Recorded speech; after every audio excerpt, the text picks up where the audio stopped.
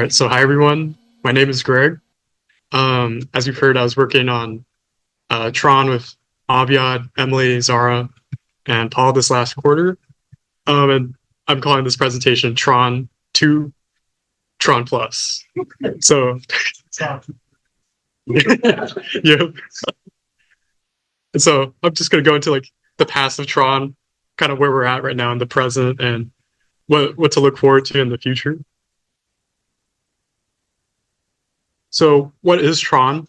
TRON stands for the Testbed for Rendezvous and Optical Navigation. This is a facility that I believe started around 2016. It's a facility for gathering realistic spaceborne images with albedo and illumination effects from the sun. So, really, this was a big part of Jeff's work when he was training the spacecraft pose network, or SPN, using these TRON datasets. And the reason for that was because there's a domain gap when we train models on synthetic imagery only. Once we use spaceborne images, there's a lot of artifacts from the sun or reflections, and that can kind of skew the estimates. So this is a way that we can generate data sets on Earth. And Aviad and I, we spent our whole quarter learning about how this entire facility works. So starting with the calibration procedure, this is a really high-level workflow of TRON. So we have some pre-processing steps. So for our calibration, we like to generate waypoints that are within our room, and we can kind of control the boundaries of this box so that they stay in safe positions. We convert these positions to joint commands, which are an IJT, and we can discard any that violate our constraints. So this could be any like joint singularities or any of the robots coming with too close to each other. And then for the data collection, we power on the robots and our Vicon tracking system. We run a calibration of that. And once that's all warmed up and ready to go, we can begin to execute our IJT commands. And this is running an open loop. So we command one position and our robots will move to that location. It'll pause there and it'll take a picture, and then it'll move on to a new position, taking the next picture. And once we've collected a whole data set, we can do some post-processing on that. And so in our case, we're trying to determine what our camera intrinsics are, or we're trying to determine what are the offsets between our robots and the spacecraft model, or the offset between the camera and robot one's end effector. So we utilize OpenCV for detecting some of these features on the Truco board, as Aviad showed. And these are run in, we have scripts for camera calibration, as well as robot world hand-eye calibration, and they can be run kind of separately. And so the state of TRON right now is we have made some improvements.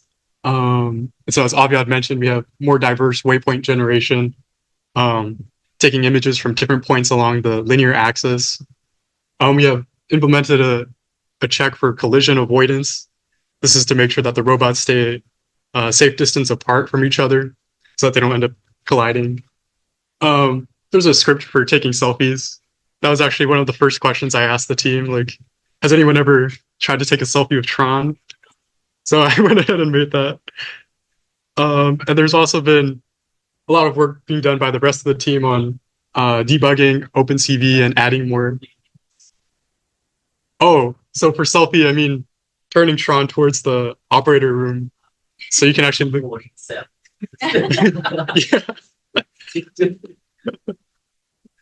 So yeah, the team has been working quite a lot on this entire workflow. And so this is only really covering the calibration process. For something else like generating the speed data set, there's like different post-processing routines and different pre-processing procedures. So there's still a lot to learn. Yes. Yeah. The next feature has been implemented by Jeff in the past, which is a data fusion with logs from Oh yeah. motors that can be fused with Like, Yep. so what is that post processing?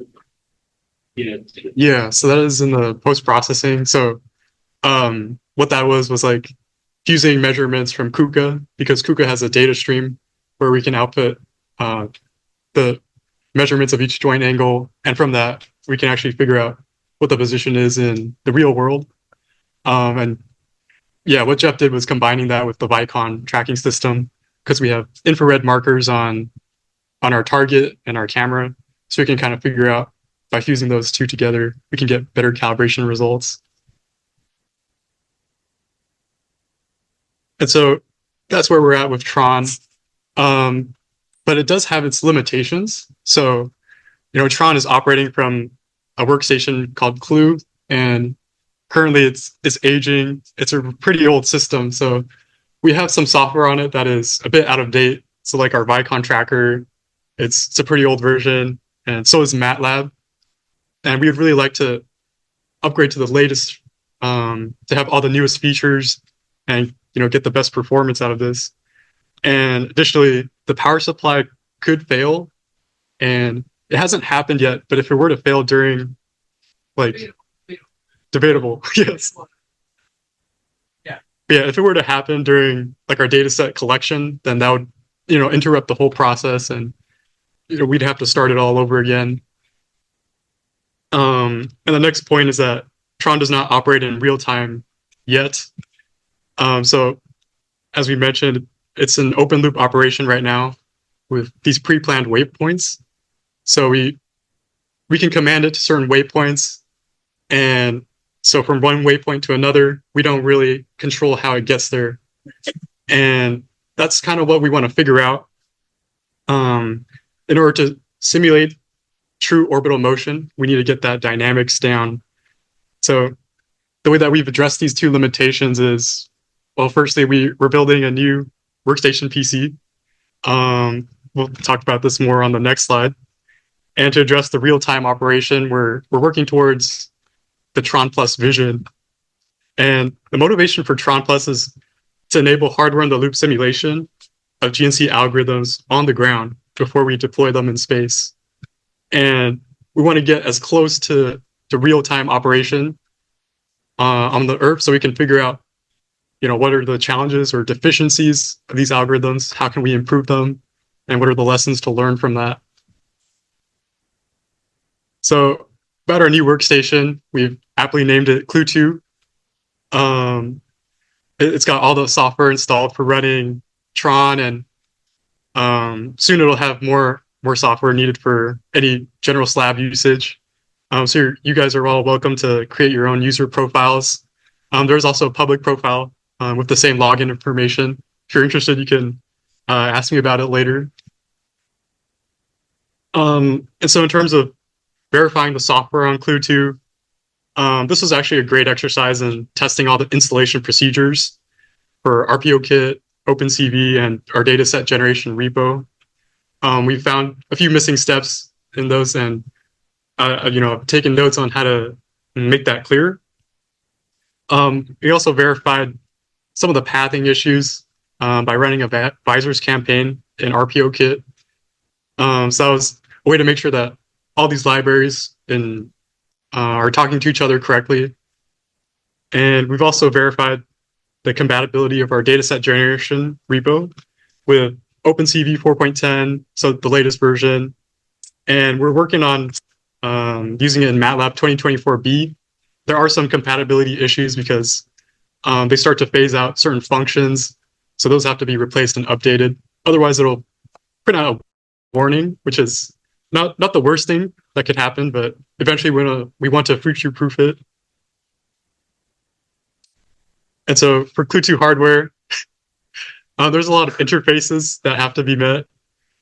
So yeah, just documenting the IP configurations of our robots, how they have to connect with Clue 2 over these Ethernet ports, as well as like checking that Clue 2 can actually communicate with the robots, communicate with the camera, and get that live feed.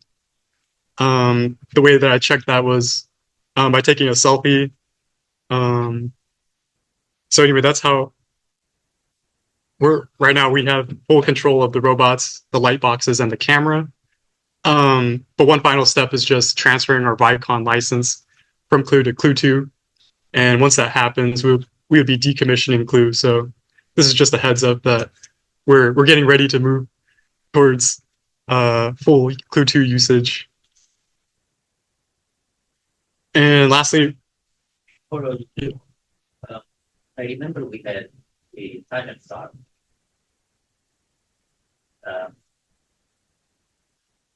I don't know if it was on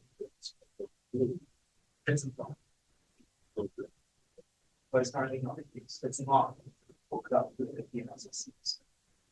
that time and card. When we get to the area of time, very difficult to synchronize time across the various devices.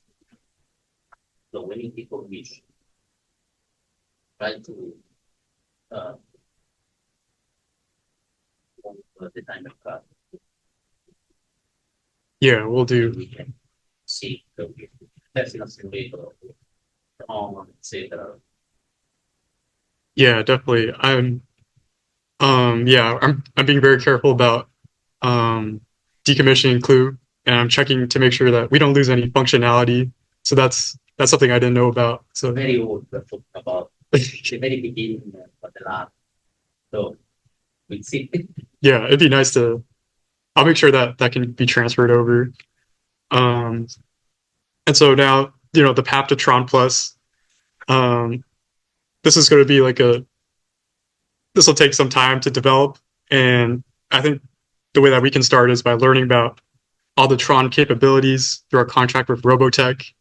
As Avi had said, they're gonna train us on how to use the different operations of it in real time, so that we don't have to manually kind of control the joints for where we want them to go. There should be a way to smoothly operate them, and we're also going to have to focus on integrating RPO kit with some of our Tron tools, and this is in preparation for our closed loop operation, which is happening in the future. And that's also going to be, it's starting to solidify into part of our infinite orbits contract. What we're planning to do is actually do open loop testing first, slowly integrating hardware that they supply us. So potentially using their camera in Tron, and eventually working up to what will be a closed loop test. And then what I call the future squared would be an integration of all the other lab simulators. So eventually it would be great to test, to have hardware in the loop testing with the optical simulator, which was part of Star Fox and Justin's work, integrating that with Tron once we come to closer visual range, and we could also integrate IFEN or any of the GNSS tests. So that would be a way to unify all of the projects under SLAB. And thank you very much. I'm really grateful for Professor D'Amico and the entire team, who's been so helpful. And I'm open to any questions.